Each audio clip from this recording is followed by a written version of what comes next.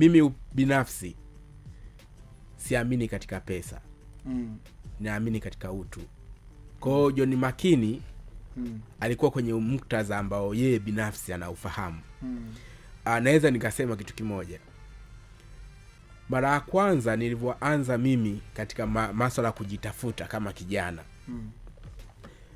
nilianza kuimba. Kama wewe ni mfuatiliaji wa miaka ya 2000 na nilikuwa naimba katika kipindi cha watoto pale ITV kupitia Abdalla Mwaipaya kila Jumamosi. Baadaye nikaacha. Nitukumbushe kidogo. Naweza kukukumbusha lakini ilikuwa ni zamani. Mimi nimeanza kutangaza vipindi vya watoto pia. Okay. Kwa mfano nimeimba labda watoto mitaani jamaa tuko tabuni, shida zimetukabili na hali duni, tufanye nini sasa ulimwenguni, yani tunafananishwa kama katuni. Okay. Sana mkumbuka. Mimi mwenga pia. Lakini pia ni kwamba nilianza kujitangaza sina kitu. Manake nilianza kwenda jina nikiwa mimi sina chochote. Ukienda kwenye airport utakuta zile magazine zile wanaita zile ni vitabu ambavyo vya matangazo mbalimbali katika makampuni tofauti zinaitwa magazine, zile kwenye hoteli kubwa au kwenye upande wa airport unakuta zile mnapewa ili muweze kupitia. Kwa manake zile ulikuwa unanikuta mle. Kuna Da Guard, Da Life na vitu kama hivyo. Lakini sasa nikaona kwamba kama alichokisema John Makini, unakuta una jina lakini huna chochote. Maskini mwenye jina kubwa. Asante sana. Mimi nikasema kwamba hii sitaki tena kuifanya. Kwa wakati huo nilikuwa bado sijasomea vitu vingine. Kwa nikaona ni bora zaidi nijipambanue katika upande wa uwezo binafsi. Manake kama ni fedha au kitu chochote kile ambacho kinafanya mimi sasa hata kama nitakapo, kwa mfano mimi nilikuwa na target ya wateja kwamba endapo mimi nitakuwa na bidhaa za kutosha, sababu pia nabuni mambo ya furniture na vitu kama hivyo. Na kwenye furniture tuliongelea naona kuna kitanda kimoja unacho makini sana hichi. Sasa ili ninavyoenda kwenye media kama hizi, ili vijana wenzangu nisiwaangushe, endapo mtu ananipigia simu kuwe na bidhaa za kutosha. Sasa iwezekani mtu ananipigia simu wakati kampuni yangu haina uwezo wa kuproduce kama tuseme PC 100 kwa siku. Alafu mimi naenda kujipambanua pale kwamba nina uwezo wa kufanya kitu fulani. Sasa mimi nataka kwanza niwe na huo uwezo kabla sijafika kwenye media. Kwa maana yake nilivyoona vile nikaamua niachane na media. Kaendelea na shule huku naendelea na kufanya kazi. Ukaenda kutafuta content sasa za kuuza. Sasa nilivyoona kwamba endapo nitakuja kujitangaza kwenye media, kwa mfano kama sasa hivi tuna miradi miwili katikati ya jiji la Dar es Salaam ya kuwaenzi viongozi walioleta changizo katika upande wa kupigania uhuru. Naona BBT tumemtengenezea sanamu pia. Asante. Lakini pia katika kuyaweka mazingira ya jiji la Dar es Salaam safi, manake tumebuni dustbin mpya za jiji la Dar es Salaam kupitia ofisi ya mkurugenzi. Manake ni nini? Kuna yule mdudu ambaye hasa wanaoishi vijijini, kuna mdudu anasukuma kinyesi kwa miguu ya nyuma. Anaitwaje kidudu nya yule? Anaitwa kwa Kiingereza anaitwa duck beetle. Sasa yule ni tumekuja na structure yenye muonekano mithili ya huyo mdudu. Anafukuza uchafu. Kwa maana yake kwa sababu yule mdudu ana matumizi mengi kwenye ule uchafu. Ule uchafu akiwa kule polini anaufanya kuwa ni chakula. Wakati wa kiangazi wadudu wengi hufa na njaa, lakini yeye anaugeuza ule uchafu, anajipenyeza mle ndani kwa sababu unazalisha unyevu. Kwa maana yake ule uchafu anapojipenyeza mle ndani anautumia kama chakula, lakini pia kumuhifadhi ili asipate madhara. Sasa ukiangalia faida ya ule mdudu katika ule uchafu, kwa nini nikajifikiria kwa nini sisi wanadamu tusiweze kuweka mazingira yetu safi wakati tuna utashi, tuna vitendea kazi. Yule mdudu hana vitendea kazi na hana utashi kama wetu. Lakini ana uwezo, wakiwa 100 wana uwezo kuhamisha tani 1 polini. wakiwa 100. Na yule mdudu anasukuma kinyesi chenye ukubwa wa mara 40 ya mwili wake, mara 40 ya ukubwa wa mwili wake. Sasa kama ana uwezo wa kufanya kazi kubwa kama ile, kwa nini sisi binadamu tunashindwa? Wakati pia nilitafakari kwamba katika viunga wa jiji la Dar es Salaam ni kwamba unaweza kutembea hatua nyingi sana lakini pasi kuona dustbin kabisa. Sasa nikaona kwa nini tusitengeneze pia kitu ambacho kinaweza kikaendana na mazingira yetu. Sasa nikaja na ile wazo ya kubuni dustbin za jiji la Dar es Salaam ambao pia zimepitishwa na jiji la Dar es Salaam. Kwa maana yake tutegemee tu hivi karibuni utaona dustbin za mdudu zikiwa zinatumika katika viunga vya jiji la Dar es Salaam. Pia kwenye upande wa kuwaenzi viongozi walioleta changizo katika ndio hili tunajaribu kulisema kwamba Msiri na Wana kijana ili aweze kufikia hatua ya viongozi au watu mashuhuri au watu waliotutangulia, ni kwamba lazima tuwe na namna kwa enzi na kuheshimu michango ya watu waliotutangulia au waliofanya vizuri, walioacha alama kabisa. Ukiwa na mtindo huo, Mungu pia anakuona. Mimi nadhani tungeanza na wewe kama jinsi tulivyoanza kwako hapa, kuheshimu kile kitu ambacho umekifanya. Mimi kwangu imekuwa so excited sana kukutana na mtu kama wewe. Yaani leo mimi nikienda Mwanza nasema nishafanyaga interview na kaka Masanja au vipi. Kwa hiyo unajua sometimes zamani watu walikuwa wanaenda kupiga picha kwenye madaraja, watu wanaenda kupiga picha sehemu ambazo hawazifahamu, lakini leo hii hapa nakuwa proud kwamba nikipiga picha na kutagi kabisa, bwana niko kwenye kazi yako hapa. Au sio bana? Kwa hiyo congratulations kwenye hilo pia. Nashukuru sana. Yeah, na nadhani isiwe tu kwa sababu ya viongozi walio tutoka au vipi. Kwa mfano tumeona sasa hivi Mheshimiwa Rais mama yetu Samia Suluhu Hassan ndani ya miaka 4 kafanya vitu vikubwa. Sasa tusubiri afya ndio tuanze kutengeneza vitu vyake. Ndio hili nilikuwa najaribu Makonda tunaenda Arusha, kaibadilisha Arusha ujue. Tunaenda kufanya seminar Arusha sisi.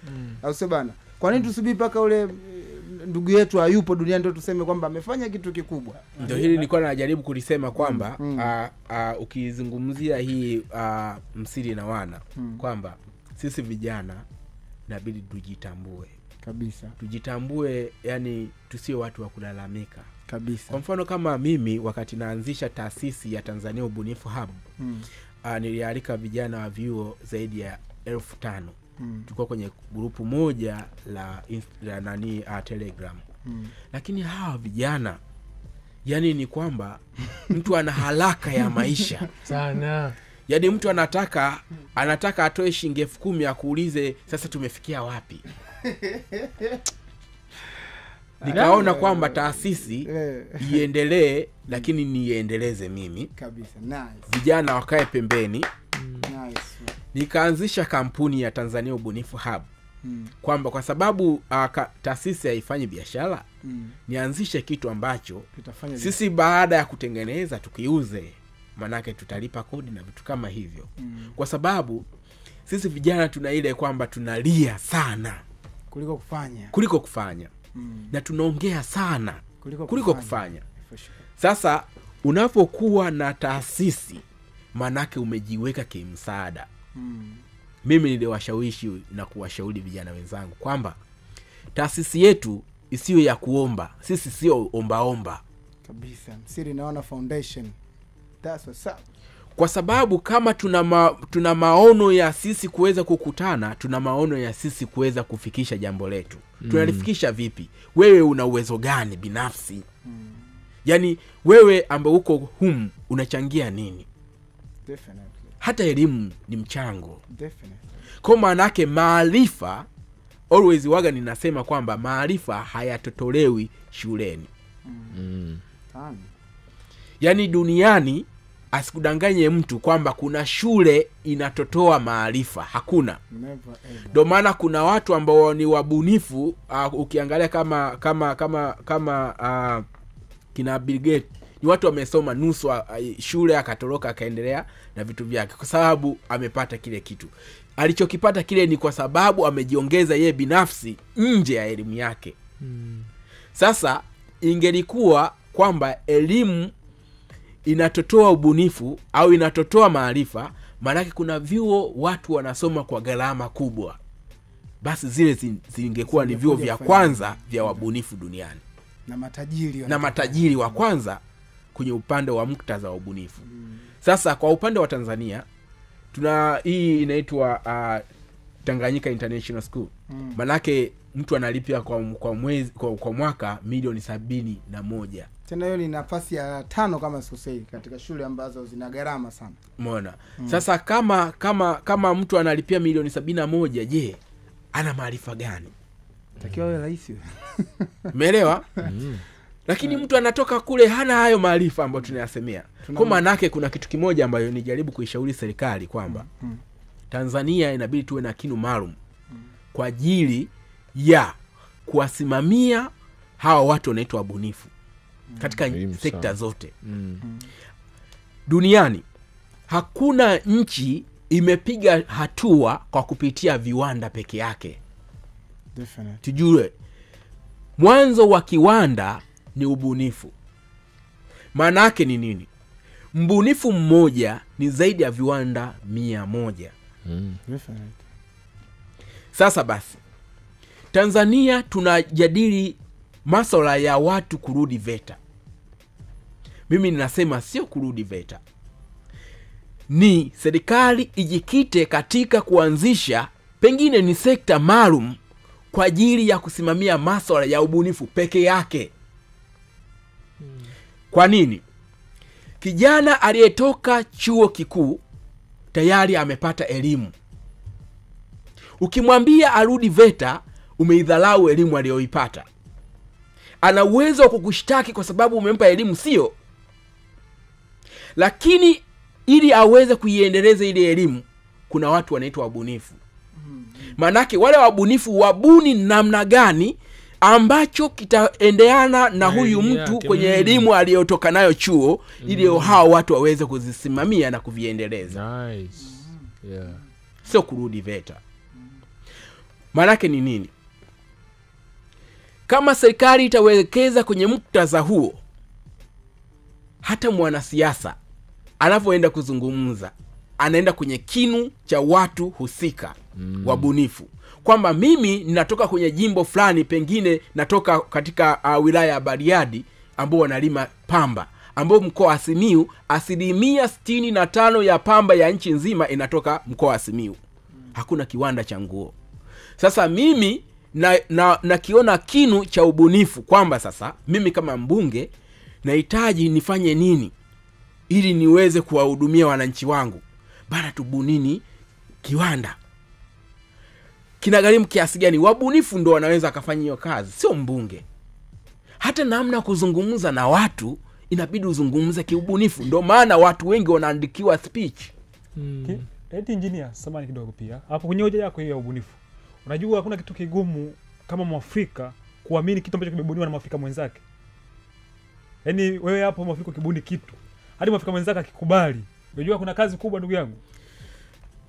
Umeongea pointi, lakini nikupe kitu kimoja. Nimekuja kuelewa Waafrika nao wana akili. Yaani Waafrika sisi tuna akili. Iko hivi. Samaki niliombuni pale kwenye katika viunga vya Mwanza. Manake ni nini? Waafrika ndio wanapiga picha pale. Na wanajua wametengeneza Mwafrika mwenzao. Wamekikubali kile kitu. Waafrika wanataka vitu vizuri. Sure. Yaani kwa mfano, wapi tunashindwa? Tuko hapa. Aliyetengeneza bidhaa nzuri ana tamaa ya pesa. Anataka apate mara 4 ya kile kitu ambacho amekitengeneza. Watanzania wanakimbia. Shida inaanza hapo. Lakini pia anatengeneza chini ya kiwango. Watanzania wanakimbia. Nikupe mfano rahisi sana ili uelewe Watanzania wanauelewa. Kwa mfano Tanzania hatuna wanaitwa Apple Store. Hatuna. Kwa hizi simu ambazo zinauzwa the iPhones. Ya za iPhone, Tanzania hatuna Apple Store. Hakuna. Wala hao ni kampuni haijateua hapa kuwa na Apple Store. Sasa Mtanzania ananunua iPhone mara 2 ya pesa ambayo angenunua Marekani. na ananunua, manake wana pesa. Sasa sisi tumekuwa wajanja. Yaani mtu anauza simu feki lakini kwa pesa ile ile ambayo ungenunua original. Mtanzania kwa sababu umemwaminisha kwamba wewe duka lako liko kwenye mandhari hii, ananunua. Sasa endapo utakuwa umetengeneza bidhaa ambayo inakidhi vigezo na ina muonekano mzuri, Mtanzania ananunua, anasupport vizuri. Nimesema hivyo kwa nini ndugu yangu? Ndio. Tunayo mifano halisi. Ndio. Tumekuwa na viongozi awamu tofauti katika Jamhuri ya Muungano wa Tanzania. Ndio. Lakini hawa viongozi wote mazuri yao huwa yanasema baada ya kuwa ameondoka. Nafikiri ukija viongozi wote hata sasa hivi huyu ambaye Rais Samia tuko naye madarakani, mazuri yake atasema baada ya kuwa ameondoka. Kama ambavyo Rais Magufuli pia na yeye mazuri yake yameanza kusema baada ya kuwa ameondoka. Kwa hiyo tunaweza kuwa pia tuna mfano kwamba Waafrika kidogo unapokuwa na vitu vizuri huwa tuviheshimu. Wakati tuna rais wa awamu ya 4, kuna watu walikuwa wanampinga. Akaja awamu ya 5, wapo wanampinga. Awamu ya 6, wapo wanampinga. Yaani unaona kabisa kuna watu wa Afrika wanakatabia fulani ya kutokukubali kitu au kutokukubali mtu na kile alichonacho akiwa bado yupo. Hilo si kweli? Mimi niseme hilo sio kweli. Sio kweli kwa sababu kuna huyu rais anaitwa Tule. Ndio. Nafikiri unamfahamu au umemsikia. Wakati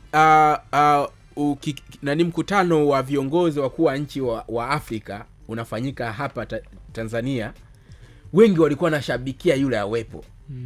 Yule mjeda yule. Unajua kwa sababu gani? Wa Afrika wamechoka. Wanahitaji kitu kilichonyoka. Wamejishuhudia kwamba Gaddafi wakati anafanya mema watu walimbedha, lakini baada ya kuondoka Libya iko chakari. Sasa wamejionea wenyewe sasa hivi. Kwa mtiririko huo Rais hayati Magufuli alivyoenda siku ya msiba, nafikiri Afrika Kusini,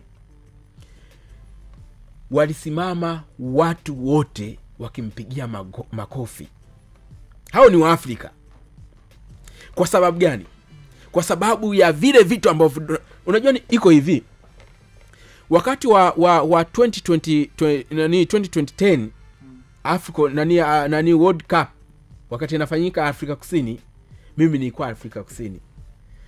Nilikuwa nasoma. Yaani ilivyokuwa inasifiwa Tanzania ni tofauti wewe ukiwa ndani ya Tanzania. Yeah, sure. Yaani wakati wa 2010 na 2010 Tanzania imejenga majengo mengi sana ya gorofa. Yaani uchumi ulikuwa 2010. Sasa ukiwa ndani ya Tanzania hauoni hayo mazuri, lakini ukiwa nje ya Tanzania unayaona mazuri. Sasa namalizia kwamba sisi wa Afrika tunapenda vitu vyetu, lakini ni nani ambaye yuko mbele yetu kwa ajili ya kile kitu ambacho tunafikiri tutampongeza nacho? Hapo sawa. Kulingana na muda Dr. Takamoja. Okay. Nakumbuka marehemu tulikuwa tuna msanii wetu ambaye alikuwa maarufu sana Tanzania hapa, Mwalimu Steven Kanumba. Aliwakilisha taifa katika viwango vya kimataifa sana. Lakini alipoenda Big Brother, watu wa kwanza ambao walikuwa wanamcheka na kumponda walikuwa ni wa Tanzania. Wakamwambia amebaki mini, wakamwambia hajui Kiingereza, wakamwambia matusi mengi sana. Kiasi kwamba yule Kanumba hadi sasa hivi video zipo. Aliporudi Tanzania akaanza kulia. Akasema, ndugu zangu wa Tanzania, mimi nilijua mtani support, mtakuwa pamoja na mimi kwa kuiwakilisha taifa. Lakini nyinyi ndio mmekuwa namba 1 wa kuniponda, kunikatisha tamaa, kuniambia maneno ambayo hayafai. Sawa. Je, mimi nadhani hapo engineer kashalijibu kwamba unapokuwa ndani ya Tanzania ni ngumu kujiona au vipi. Na hata katika mfumo wa familia engineer umeongea mambo mengi sana. Hata especially mimi nijizungumzie. Ilikuwa ni ngumu sana kupewa support kuanzia kwenye familia yangu, au sio? Lakini nimekuja kupewa support na watu ambao wa nje ya familia. Sasa hivi familia ndio anaanza kuona kumbe ana umuhimu. Ana umuhimu. Na inawezekana wasione umuhimu, lakini siku labda nimefariki wakiona rais anakuja kwenye msiba wangu, engineer anakuja kwenye msiba wangu, ndio sasa kumbe mwenetu alikuwa mkubwa. Nataka nikupe mfano. Nataka nikupe mfano. Kuna rafiki yetu mpiga picha ule Zuchero, alipofariki mama yake alikuwa analia, kumbe mwanangu alikuwa mkubwa.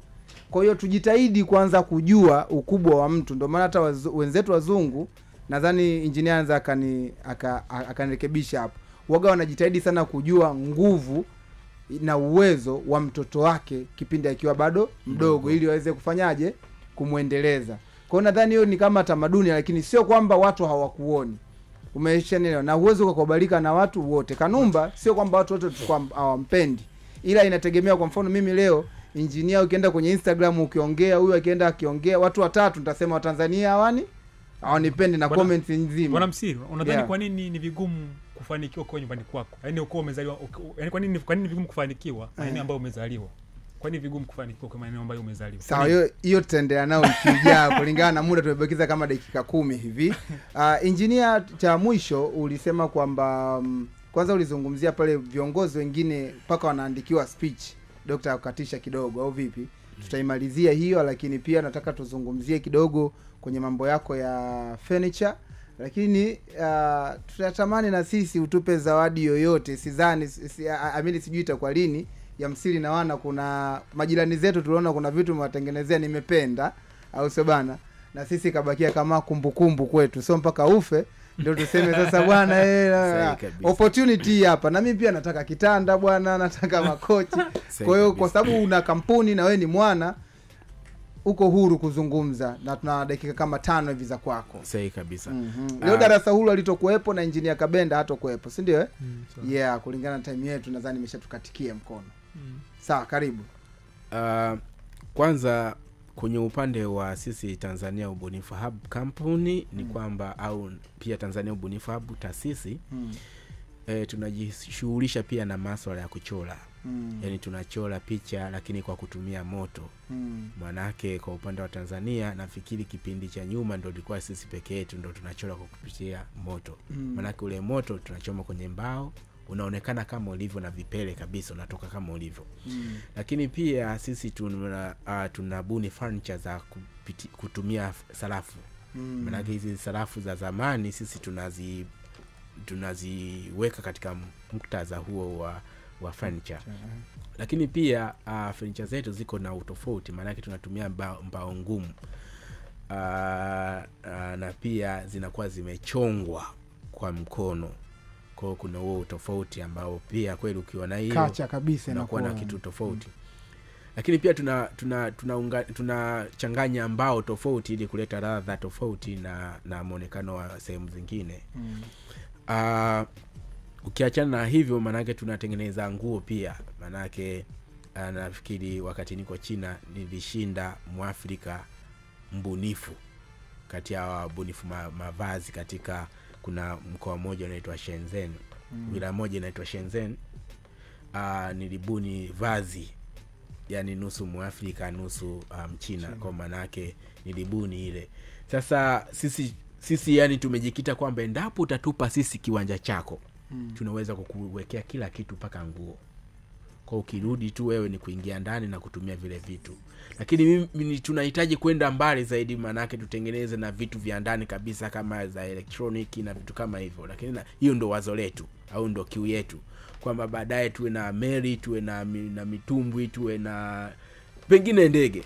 Lakini kwa sababu sisi Tanzania Ubunifu Hub tumebeba sekta zote.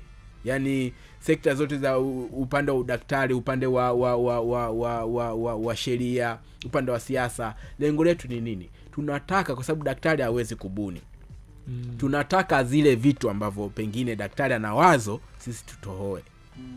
Kwa hiyo sisi tunatohoa mtu ambacho anacho, au sisi tunatohoa kulingana na mazingira yetu ya taifa letu.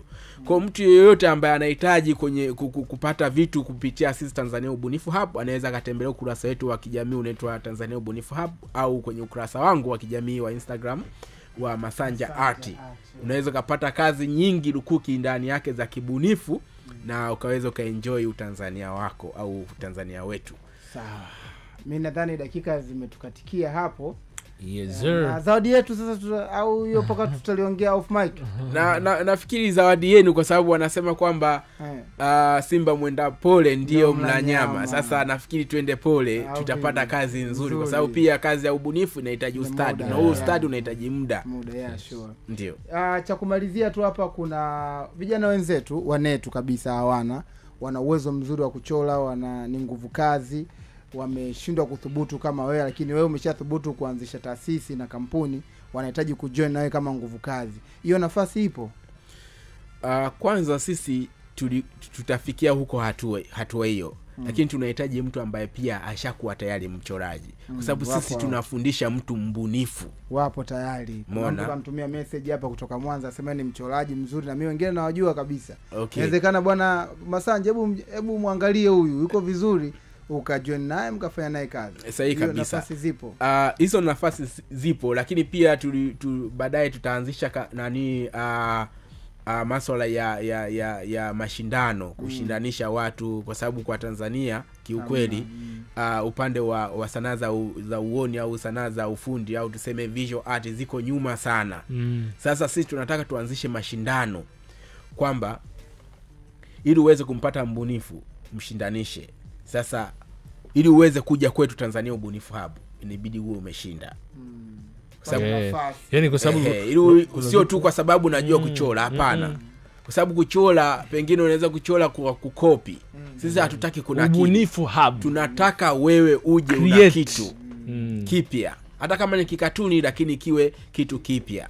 Shout out pia kwa Masudi Kipanya. No, kuna mtu niliona alitengeneza jiko la kuchoma nyama ambalo lina mfano wa ni ng'ombe yule. Sasa yule anachoma anafanya welding. Yes. Sasa kuna jamaa mmoja alipitaga hapa, kama unakumbuka, ametengeneza ATM ya maji.